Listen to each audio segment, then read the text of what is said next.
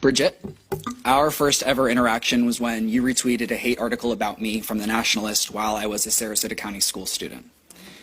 You are a reminder that some people view politics as a service to others, while some view it as an opportunity for themselves.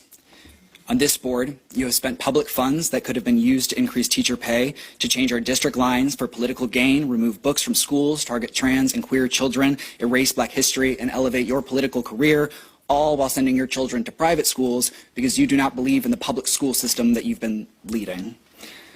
My question is, why doesn't an elected official using our money to harm our students and our teachers for her gain seem to matter as much to us as her having a threesome does? What's up, everybody? Major Retired Richard Ojeda here. And Mrs. Zeigler, every time you want to wallow in self-pity and feigned victimhood, just remember that you can't complain that it's raining when you are the one who created the storm. That was the sentiment at the last Sarasota County School Board meeting for 2023. Bridget Zeigler is facing intense pressure to resign over involvement in a police investigation. Bridget Zeigler, you do not deserve to be on the Sarasota County School Board, but you do not deserve to be removed from it for having a threesome. That defeats the lesson we've been trying to teach you, which is that a politician's job is to serve their community, not to police personal lives. So, to be extra clear, Bridget, you deserve to be fired from your job because you are terrible at your job, not because you had sex with a woman.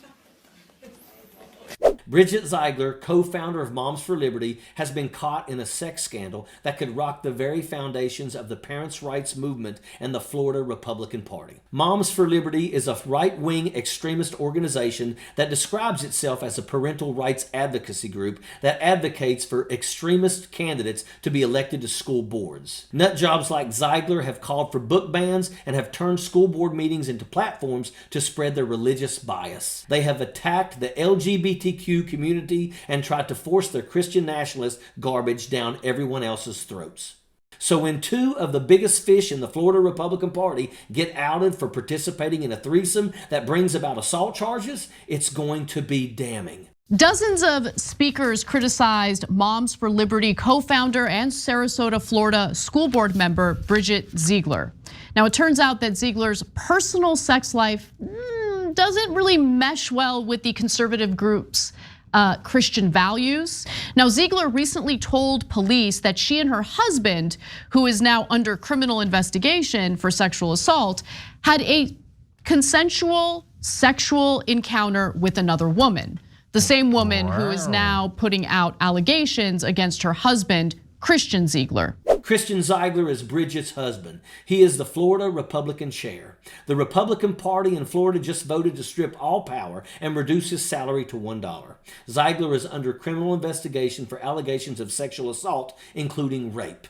Florida Governor Ron DeSantis called on Christian Ziegler to resign following news of the charges. His refusal to step down drew the ire of fellow representatives who had to convene to vote on the issue over the weekend. This interrupted their Christmas break, and they weren't happy about it. The Zeiglers are a Florida power couple that has been trying to dismantle public education for years.